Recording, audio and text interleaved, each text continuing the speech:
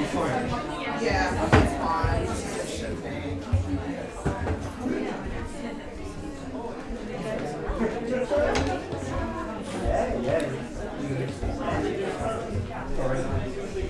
Got the speaker's chair. Where's Yes. the green mat? Thank you, darling.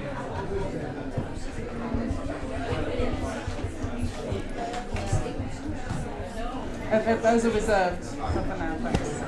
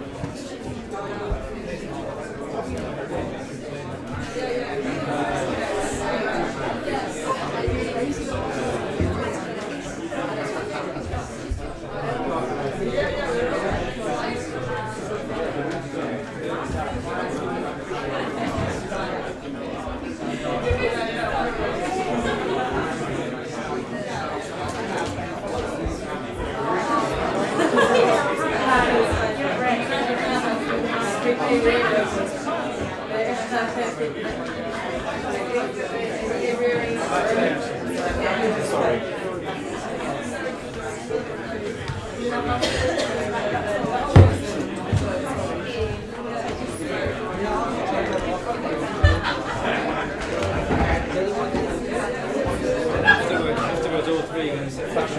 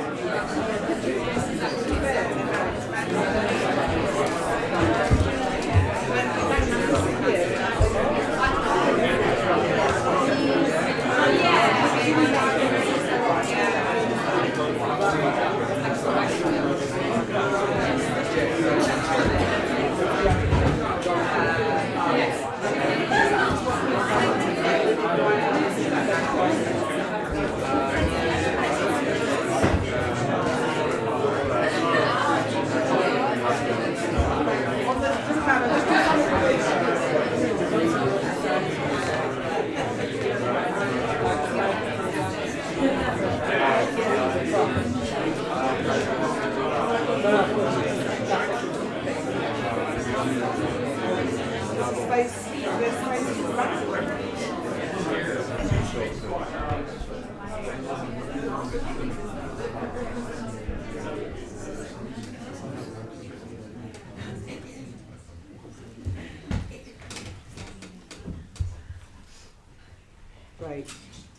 Well, a very warm welcome from me. My name is Suri Gupta.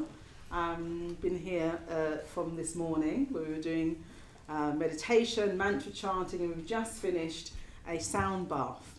So you're walking into a room that's very well warmed up with positive vibrations. So yeah, looking forward to this afternoon now, where we're going to be reflecting on the spiritual community, the Sangha. We're actually celebrating 45 years of the London Buddhist Centre this year.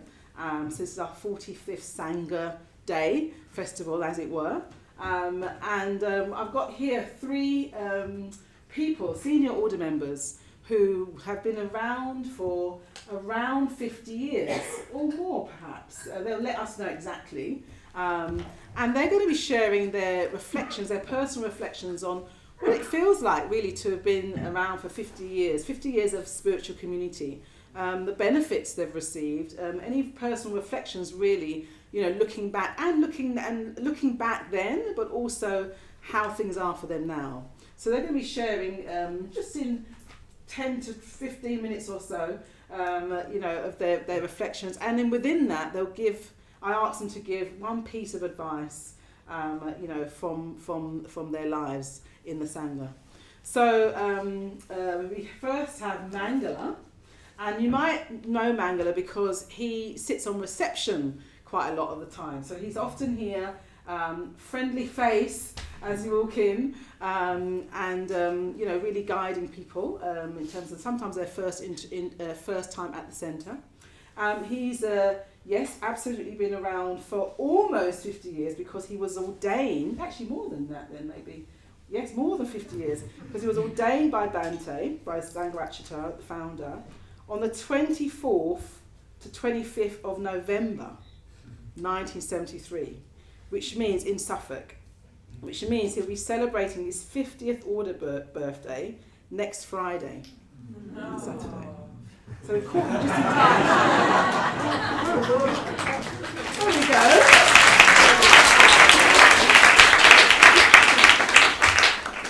So Mangala said Bhante, Sangharakshita gave him his name, ordained him, gave him his name. And Mangala means auspicious blessings, good omens. And Bhante, when he ordained him, went on to say that he had a feeling that he was lucky and that he brought luck to others. So he was a kind of spiritual mascot. So Mangala, over to you. Thank you.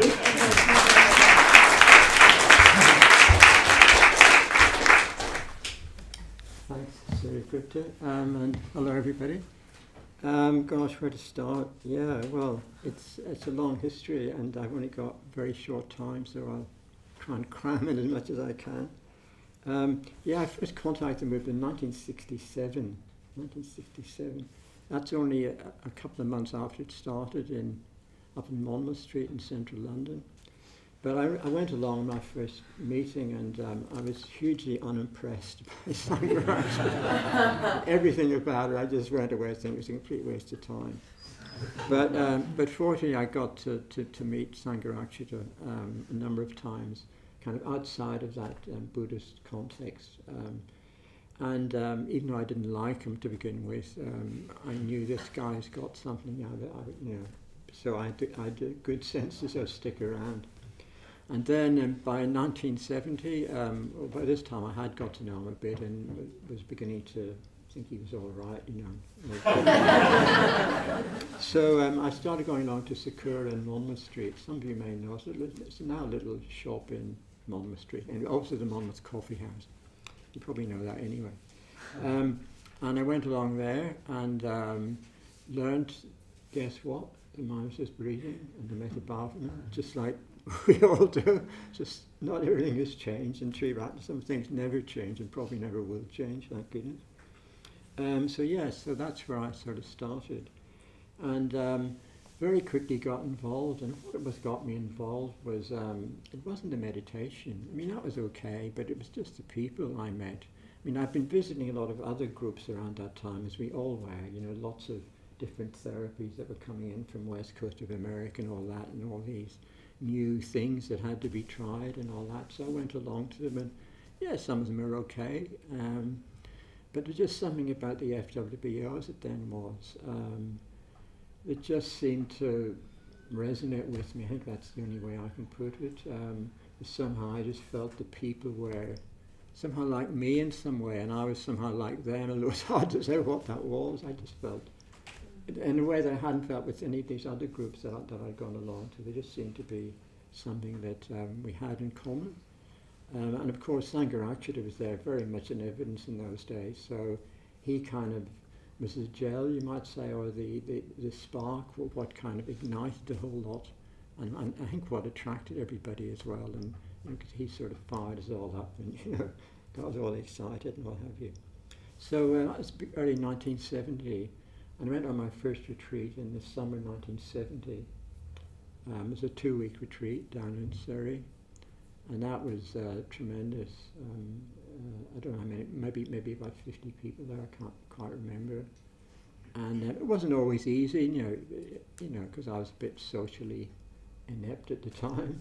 I still am, I suppose. But it's a bit awkward with people, new people and all that. But so I had some difficult enough times, but also some fantastic times as well. I had some fabulous lectures and started doing pujas and that sort of thing. And we just came back just feeling fantastic, And then I started going along a couple of times a week to the same place.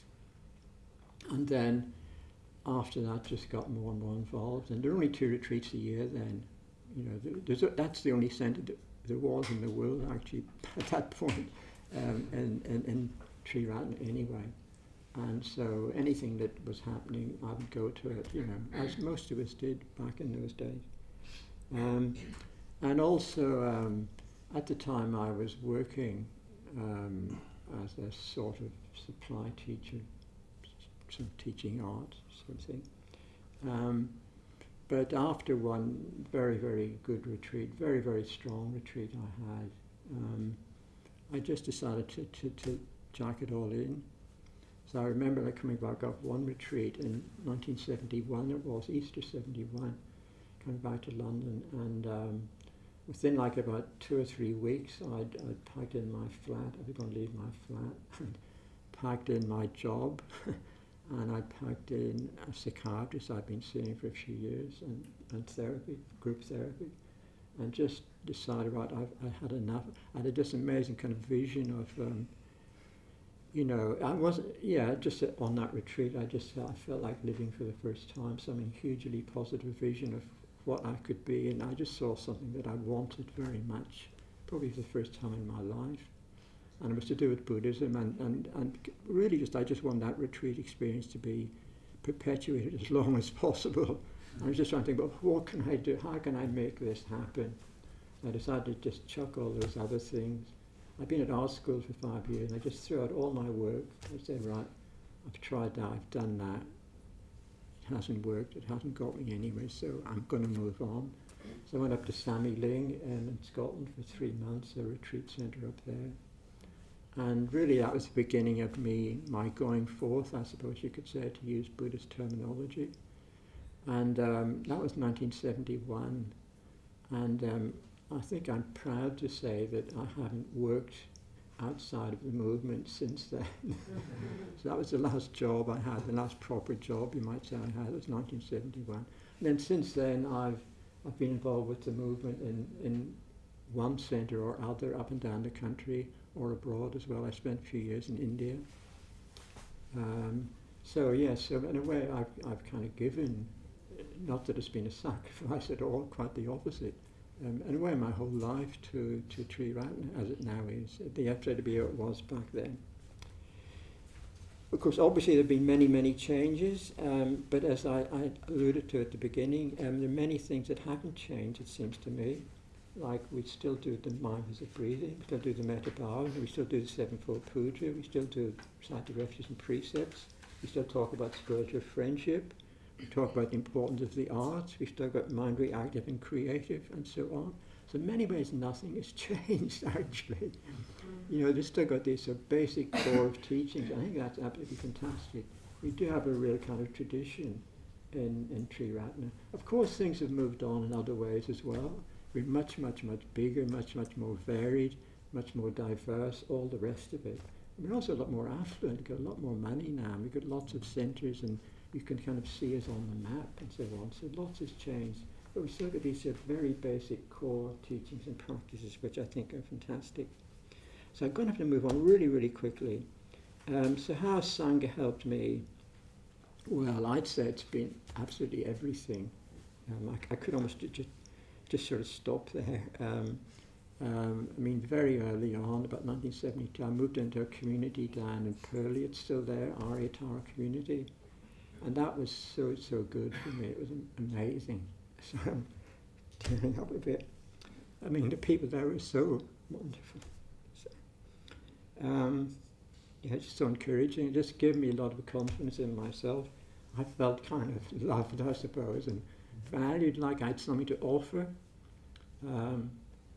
Yeah, it just gave me tremendous confidence. I never encouraged me to get ordained to join the order. I was sort of dithering about, well, I don't know, maybe I will, maybe I won't. And they were like really saying, yeah, go for it, you know.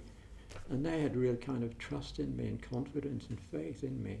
And that meant so much. And anyway, eventually I did ask to join, and Bhante, as Sri Gupta told you, did ordain me in 1973. So, and I would say that actually the Sangha, I mean, has continued to be a huge support for me. I mean, I've written down here in caps in my notes that I need the Sangha. So it's not just like, oh, I'm just doing it just so to look like the good Buddhist or something like that. This is what you're supposed to do. I know I actually need it. And I don't think that's a weakness, actually. Some people think, oh, you must be a bit pathetic. You know, why do you need this? Can't you not stand on your own 2 feet? No, I can't stand on my own 2 feet. I mean, I've tried it, you know. And I don't mind admitting that, you know. I think it's actually a strength to recognise your own limitations. And I have limitations, and I need support. I need a supportive matrix and community around me. I can't do it on my own. I've tried. You know, I could hang in there, but I want to do a bit more than hang in. I want to kind of progress and develop. So I need the Sangha. And I was thinking, occasionally, I don't know, maybe I was trying to think about it, maybe I'll move on and go somewhere else and that kind of thing. You know, you think, oh, maybe over there, But I know wherever I went, I'd want to be very near a Sangha, a Triratna centre. Yeah, that would be absolutely crucial. I don't think I could really manage. Well, I could manage without that, of course I could, but I want to do a bit more than managing. Yes, and I've written down here as well that, you know, yes, you come along here to learn to meditate and learn about Buddhism, study Buddhism, etc., etc. And all that has been and remains very, very important to me. But actually, at the end of the day, it's the Sangha that really, that's really done it. It keeps me here, actually. Yeah, it just all comes down to that, I would say, really. I'm not saying these other things aren't important. Of course they're important, but I think at the end of the day, it's the Sangha. I think if you've got that, you're okay. It's all for you, if you like. How much time have we got? A few more minutes? You got 5, yeah. Yeah, 3 more minutes. Oh, right, okay. So the other thing we were asking was what has the Sangha done for the world? Actually, it's done a huge amount for the world. I mean, so many people have just told me personally how I have helped them. Yeah, and I'm not blowing my own trumpet when I say it, but I mean, and I know that to be the case. I also spent a few years in India teaching there, and the effect you see there very, very tangibly and immediately the effect that, you know, Buddhism, the Dharma has on people's lives. You know, here in a way we're a bit cosseted. It's a little bit of a luxury here, I think, the Dharma. You know, but in India it's not. It's almost like a necessity. You know, to help people really just get some sense of dignity and human worth. Do you know what I mean? Which I think in a way we don't suffer from that here, but in India they do very much suffer from that, and they really do need a lot of support in all kinds of ways. And I've seen what Buddhism can do there, firsthand, and it's really, really amazing what's happened and what is continuing to happen. And and what can do for the world, and also just think of the LBC and Tower Hamlets. I mean, when I first came to Tower Hamlets in the early 70s, it was a dump. Nobody wanted to live here. They were giving away council flats. You could have one tomorrow if you wanted one. It was an awful place. The Cray twins and all that sort of stuff. But now, look at it now, it's completely changed. And I think the LBC has been part of that change. And I don't mean because it's because of the classes we run, but just somehow its presence here. It's a lovely, big, huge, big building here. It's well known, it's well respected. It's a real resource. I think it's been tremendously good for Tower Hamlet. It's just helped to upgrade, you might say, the whole region, the whole area, even just in a physical sense. You know what I mean? Apart from the Dharma, which of course it's also providing as well. Yeah, and then finish. I'm just going to finish. We were asked also to give one piece of advice before I leave, before I stop. And I'm going to give you one piece of advice. It's very simple. And the way I've already said it, the piece of advice is just keep coming here. Just keep coming to the LBC. Don't worry too much if you can't meditate or you can't really do puja, if you don't really like this and that and this particular person. Just keep coming. and the final point is that cups of tea and biscuits can be a very effective spiritual practice, especially if you drink them as a LBC. Okay, and I've got to stop there. Thank you.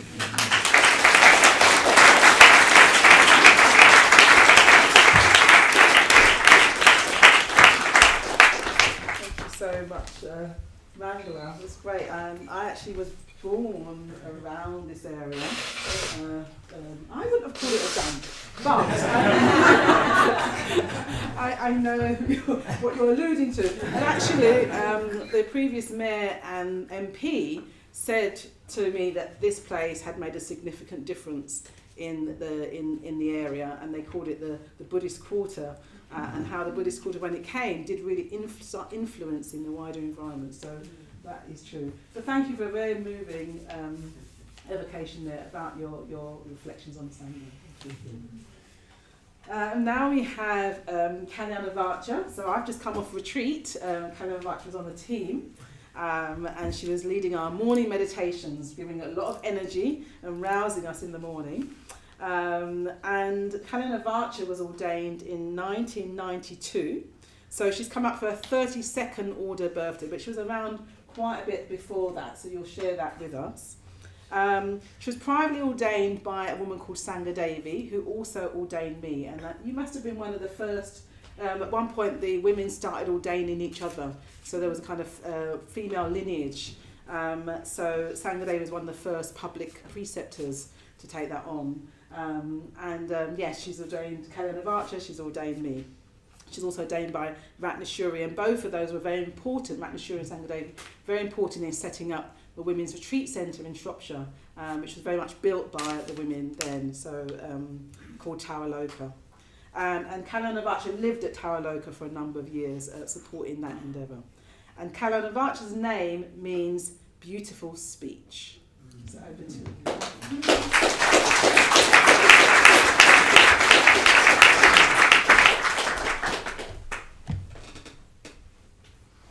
Wow, look at that.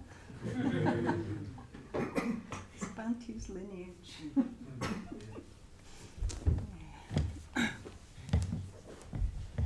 Okay, so I haven't written anything, so I hope this is going to make some kind of sense. So I first came along in 1974, so a bit later than Mangala. I don't remember who from then, Mangala. Anyway. I was in Brighton. Yeah, and how I got involved was through the City Lit, because Subhuti, who some of you will know, the president here, was giving an introduction to Buddhism course.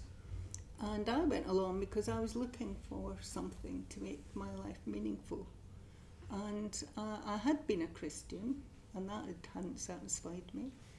I'd been an existentialist. I never quite got round to being an atheist, but I thought, oh, there was there must be more to life. There must be more to life than just a job and a boyfriend and a cat and, you know. There must be more to life than this. So I was actively looking for something, and I thought, well, I'll be very methodical. I'm going to go from A to Z. I'm going to start with A, and I'm going to go right through to Z. I'm going to examine every single, you know, religion or philosophy.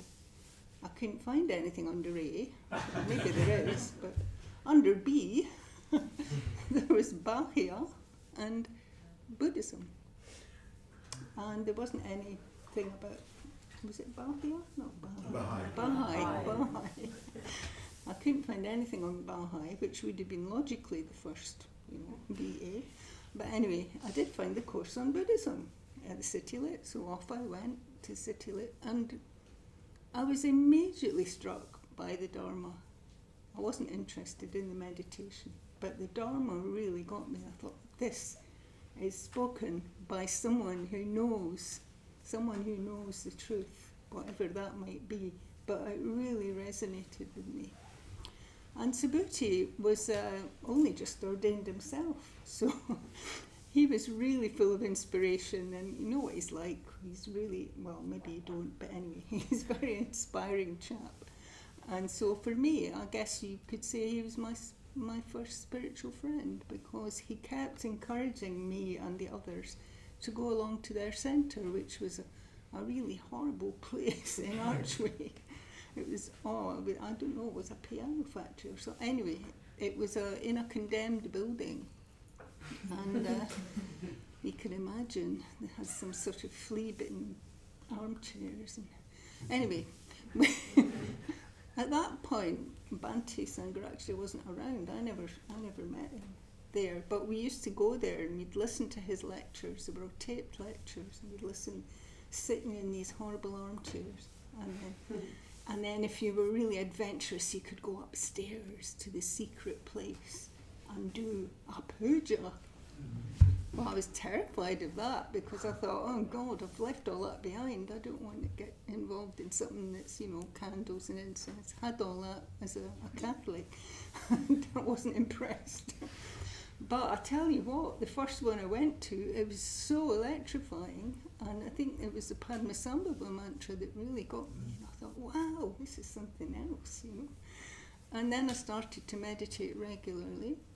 And then I got disillusioned by some of the ideas that were around at the time, and I couldn't help but notice that there was more men around, and they were in charge, and there was hardly any women around, and I thought, well, this is a bit disproportionate.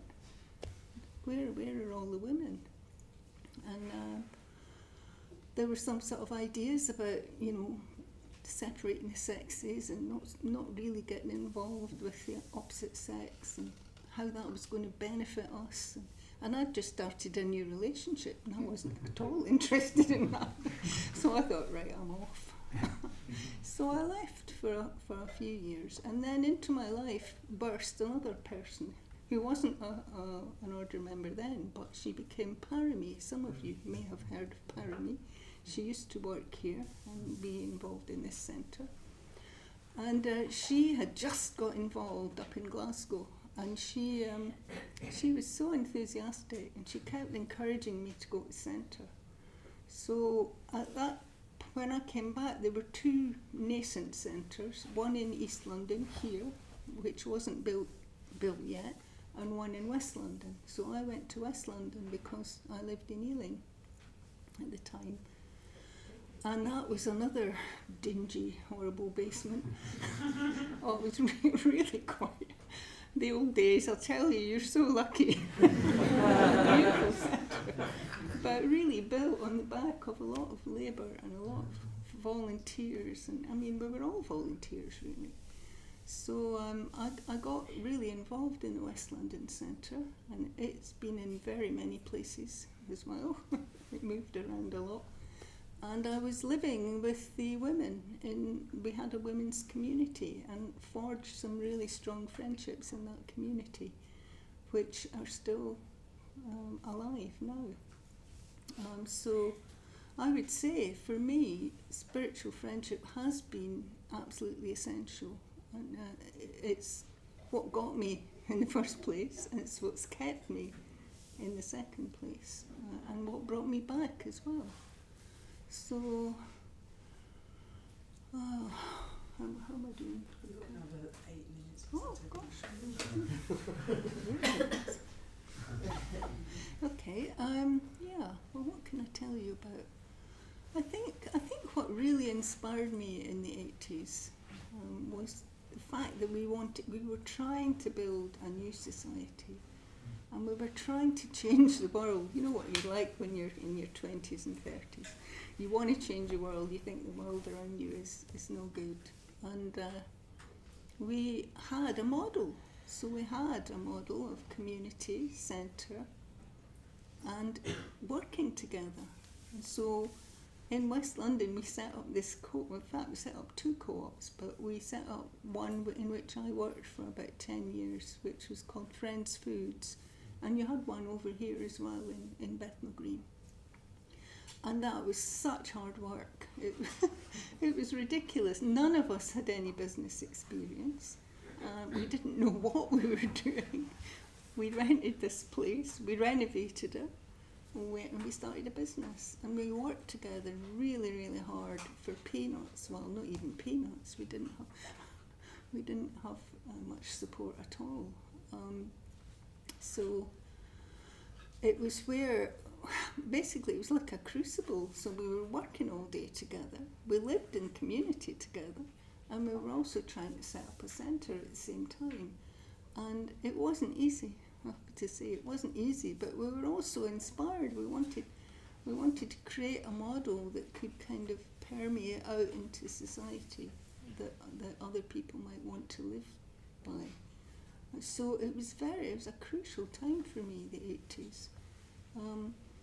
But again, one of the problems for me was by then I had decided I wanted to join the order, but I couldn't find any order member. Well, there were hardly any women order members anyway, and in West London there were 2 or 3, and then the 2 main ones decided they were going to move to Norwich, and I thought, I don't really want to move to Norwich. But one of the things that you have to be able to do to join the order is to actually meet the order and make friends. So I decided to move to Triratna, which by then had been going for about 3 or 4 years. And there, it was all women order members and 1 mitra. And I joined the community there. So that was great, because then that's what I really wanted. I wanted to join the order. And I didn't know how to do it. And in those days there was no training. So we just had to make do with what was around, 1 or 2 retreats. Well, we were actually running retreats, but we were running them for other people, not for ourselves. And gradually over that decade, the women's ordination process started to be born, and we fundraised and we got another retreat centre, Triratna Buddhist, and that is now our ordination training retreat centre, which is far too small. So we're fundraising for a bigger one now. So the fundraising still goes on. It's been going on from day one. It's going on now, and it will be going on into the future. We do need a bigger place, because so many women want to join the order. And it was the same when I was young. There was a lot of us wanting to join the order, and it wasn't very possible because the facilities weren't there, and we didn't have enough order members. And I think it's still the case, that there's still fewer order members than people that want to join. So I think the advice I would give any woman that wants to join the order is to really pursue any order member that you've got even the slightest connection with, and ask to meet with them. And I'm sure that they'll, if they can possibly do it, they will meet you, because that's our desire is for the order to spread as well, because we believe, and I believe, that it's an organisation that does a lot of good in the world, as Mangala said, in India especially. You've just had some Indian guests here staying with us in the community I live in now, and they're doing such amazing work out there. And also our charity, Karuna, does such amazing work out there. Just fantastic the way it changes people's lives. I mean, I was lucky enough to be around in India. I went to India. Well, I went overland to India, but I'm not going to tell you about that. That would take too long. But that was quite an adventure as well. And I met Lokamitra and Padmavajra, who were trying to set up a centre in Pune. And that was the really early days in India. They had this tiny little bungalow. I don't even think it had 2 rooms. Maybe it had 2 rooms, but they were very small, and that was the centre. And now they've got fantastic facilities and, great. There are lots of centres in India, lots of order members. So from that tiny little bungalow has developed a huge, really, really important part of the order for India. Yeah, so another thing I would recommend is doing a Karuna appeal because they still need volunteers to go knocking on people's doors and asking for help, because they need help and they still need help. Although nowadays they're more independent of us than they were, but there's still so many projects that need supporting out there. So that's 2 bits of advice. Pursue order members and do a Karuna appeal if you can.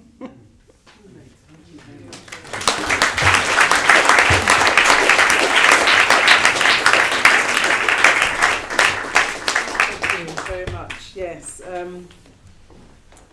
Yeah, I often, when I hear about the early days and the armchairs and the kind of less than beautiful conditions, I am very grateful for all those who came before. But it also shows how much is involved in living a Dharma life, and how much is involved in setting up conditions whereby other people can actually take experience of Buddhism. So thank you very much, Karen and Vacha, for being there in the early days and setting up those different conditions and setting a model for people working cooperatively in harmony with each other.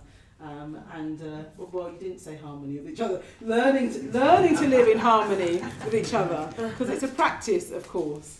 So thank you very much. And now our last speaker, Deva Mitra. Deva Mitra was also ordained by Bhante Sangha and his name means friend of the gods, and or godlike friend. And very much Deva Mitra spent many of his years travelling around the world, actually befriending people, really just getting to know people and helping people along their spiritual path, their journey. He's been ordained for 49 years. In fact, he'll be 50 years ordained in 8 weeks' time, and he keeps a very good record of that time. And he'll share with us about his journey. Thank you much.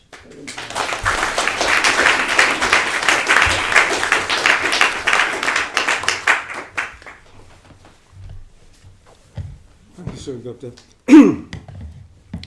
Yes, I've been ordained 8 weeks, less than this man here. And I've been around the LBC, this time at least, for about 8 years, I think. Is it 8 or 9? 8 years, something like that.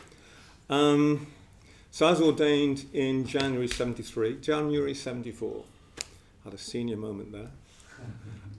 But before I get on to that, I first came along in, July 1972. And the first person I got to know in Triratna, or the FWBO as we were then, in this piano factory, which I've got a fond recollection of actually. It seemed okay to me. I mean, the surrounding area was pretty insalubrious, that's for sure.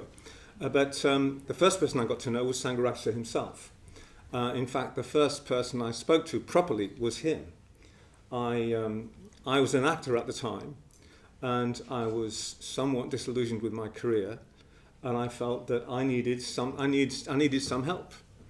And I'd come across Buddhism on a trek in Nepal. In fact, I trekked to Chomolungma, otherwise known as Mount Everest, in 1971. And in those days, there were no tea houses on the trails. You know, you couldn't fly into Lakla, the small airfield nearby Everest. Now, you had to walk the whole way from a place called Lamsangu. And it was a pretty tough 2-week walk in and a pretty tough 2-week walk out. It was sort of up, along a little bit, and then down, and so on and so forth. Anyway, during that trek, I encountered Buddhism for the first time. I stayed in a monastery, a very famous Nyingma monastery called Changboche, which is about, I think it's 13,000 feet up. It's a very short distance from there to base camp. Anyway, me and my trekking companion had managed to get pneumonia while we were trekking. And this monk looked after us, and I was very, very impressed by him. He did his devotions by night. We were trying to sleep in this tiny space. It was very difficult to squeeze 3 people in, but we managed to. But the whole atmosphere of the place had a huge impact upon me. So when my life was in sort of crisis about a year later, thoroughly disillusioned with my career, with acting, with actors, with the whole caboodle, having fallen out of love with my girlfriend, drifting out of a relationship with her, I did not know what to do with my life. So I approached Bhante the first evening I saw him, and I said, look, I think I'm in need of some spiritual guidance. And the word spiritual burnt my tongue. You know, it was a word I didn't use. In the world of the theatre, in the world of the arts generally, religion is spurned. It's a sort of, it was any kind of religion was the sort of the butt of our jokes, really. Anyway, there I was using that word, and I needed spiritual guidance. Could I meet him? And he agreed very kindly. And I went to see him, and we got on very, very well. I took to him immediately. I really liked him. We spent 4 hours together in his flat, just talking about everything you can imagine, mostly literature and the arts, because that was the strongest common element, although of course I was interested in Buddhism too. And so I formed a very strong friendship with him. Didn't rate him too much as a guru, he just didn't look like one. He just looked wrong, but he didn't have a long beard, he did have long hair. He had long sideburns, mutton chop sideburns, rotten teeth.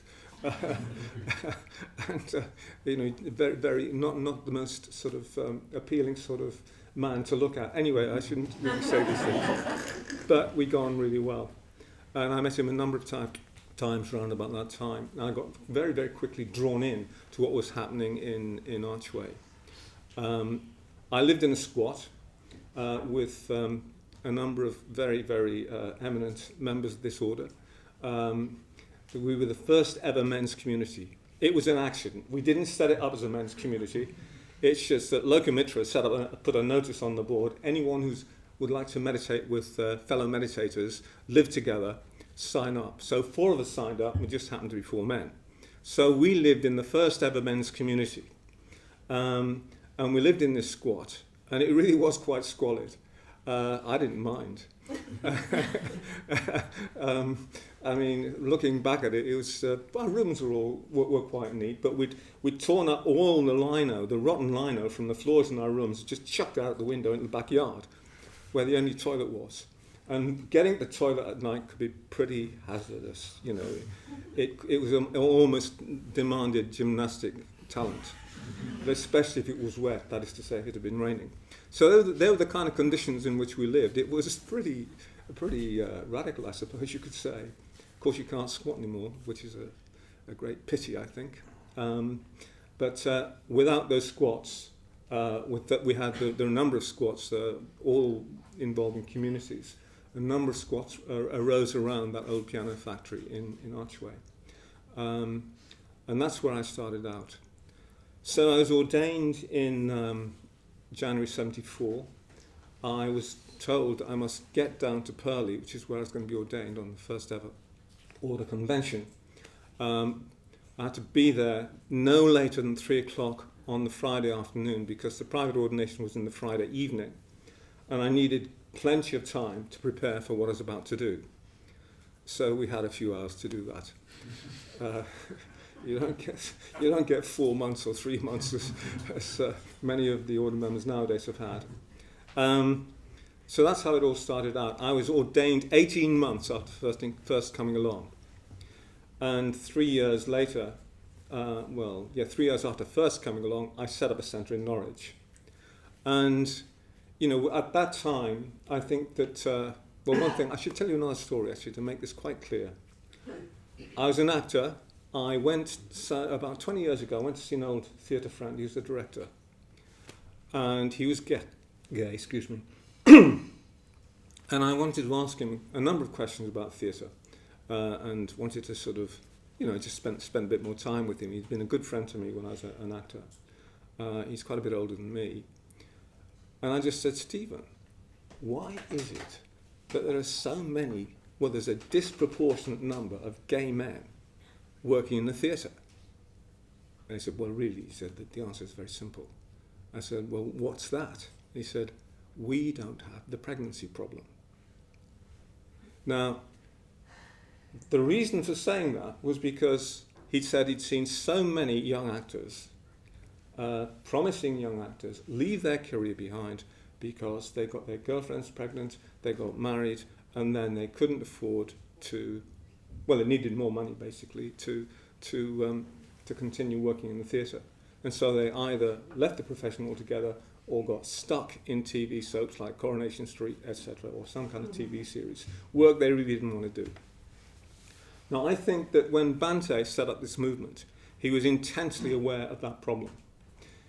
For the first time, he'd got together a group of people who were obviously taking him seriously, shared his vision, and wanted to establish the movement in this country, but even beyond that. The first few ordinations, I think, were not so successful in that regard. As far as I recall, he had a moratorium for 2 years, where he ordained nobody until Buddhadasa was ordained, which would have been about 18 months before Mangala was ordained. And then there was a series of ordinations where I think he felt he'd got a group of people that he could work with and who would fulfill the vision he was trying to bring about. And talking with Padmavajra just a few weeks ago as it happened, he said he thought that the group of people, he always regarded us as being Bhante's disciples. He was only ordained 2 years later, but he said he feels, and others of his generation feels, a big gap between us and them. We were all thrown together in so many different contexts, meetings, retreats, seminars, and so on and so forth. And I think we bonded very, very strongly. But I think he was very conscious that if we drifted away, if we got involved in heterosexual relationships, which some of us really would have liked to have done, he would lose that. This is the only way it makes sense of what went on in the very early days. Heterosexual relationships were discouraged. And there was a whole culture of not getting involved in them. I was one of the people who helped to create that culture. I was caught up in it myself. And it created quite a strong tension. It created inner tensions and external tensions. It created tensions between the men and the women involved. It created tensions in the individual because, most of us had, we were still young. I mean, we were in our early 20s, early to mid-20s. We felt those pulls very, very strongly. I didn't initially because I was drifting out of a relationship, but they sooner or later did inevitably emerge. So there's this very strong inner conflict. On the one hand, you're pulled towards settling into a relationship. On the other hand, you want to work, be free to work unhampered for the Dharma. A bit similar, I would say, to the sort of dilemma that was facing some young actors. You either got married and settled down and forgot about the theatre, or you just didn't do that. So that was the problem we were faced with. And this tension, I would say, is probably the single element which helped me to grow. Because I was very aware of that pull, that conflict, and there was no easy solution to it. The only way was, to transcend it in a way. I think there's an underlying principle there, which is that if there's no conflict in your life, then you're probably standing still in terms of spiritual growth, because the whole of the spiritual life involves conflict. You're trying to move on from past habits and so on and so forth, past tendencies. It's very difficult, but that's absolutely central to any spiritual life. And for me, and I think for many of us at that time, even though we found it very difficult indeed, but there was always some of us who managed to find and get, have their girlfriends anyway, or boyfriends as the case may be. But I think it really helped us to bond because we were thrown together so much, and we had to face those inner tensions. So I suppose I better say what it is that. Advice, yeah. Advice. I hate giving advice. However, one of my big concerns at the moment, it's been my concern for a number of years, 20 years at least, is what can we do to make sure the movement survives? And I think we need a core of people always who are prepared to be fully committed, in the sense that they're going to put the Dharma, they're going to put spreading the Dharma at the forefront of their lives in some way. Everything else, in other words, basically, I think, to remain single. So if you're young and you're single, I would urge you to remain so. And to resist any temptation to settle down in the same place, in the same community, even in the same country, so that you'll be free and available to act out of the Bodhisattva spirit and help to spread the Dharma for the sake of all sentient beings. If you're not young and single, if you're just, whatever, just the rest of you, just bear in mind two things. These are the last 2 things. I know you're reaching for me to stop. Okay, two things, very, very briefly. One is always remember that it's never too late to start practicing the Dharma. Secondly, that you can practice the Dharma in any circumstances whatsoever. It's entirely up to you.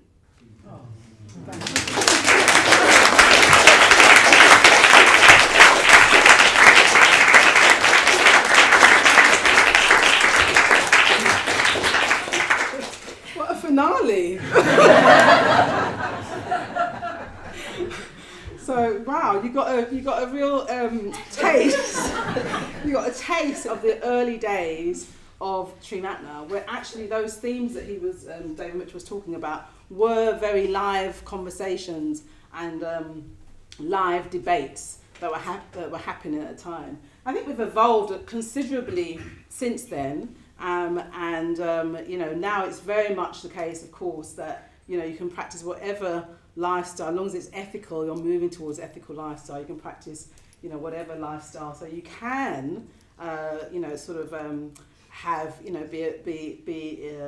in relationships and be married and all that kind of stuff. Family. I've got a son and I'm very involved in the Dharma. So, things have really evolved. And it's come from many of the early days where people were trying to work out, how do you live a Dharma life, a full Dharma life, in a context which, in this country and in the West, where there wasn't that tradition. So it's very much like having to evolve a whole new way of thinking and being, and trying to what works, how do we do this? And in the early days, I'm very grateful for David Mitchell, for Mangala and Kalinavacha, who were the kind of, I guess, sort of like guinea pigs in a sense, like working, in the wrong side, the wrong word, but, actually experimenting. They were having to experiment and figure things out. And we've sort of benefited hugely from those early days, from the experiments, but also from people. And our three speakers fully committing, fully throwing themselves in order to create something new. And I think creating new things is always the hardest times, in a sense. It's also hard to continue, of course, as David Mitra's exhortation to how do we keep growing. It's also hard to continue, but certainly in the early days, you don't have a template. And you have the ideals, and then you have to live those ideals and see what happens.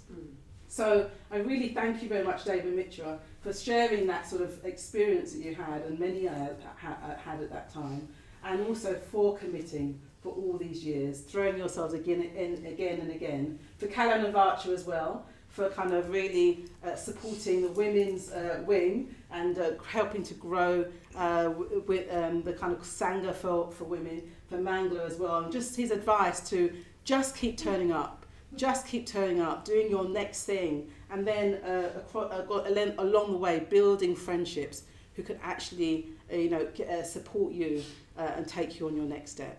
So thank you very much, Mangala, Kala Navacha, David Mitra, for fantastic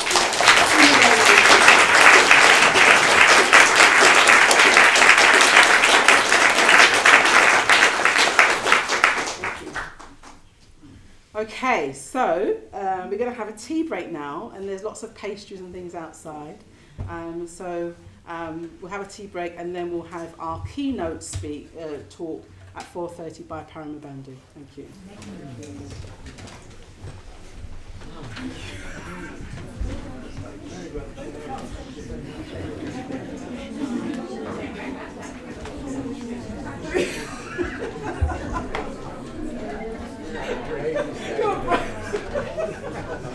I forgot.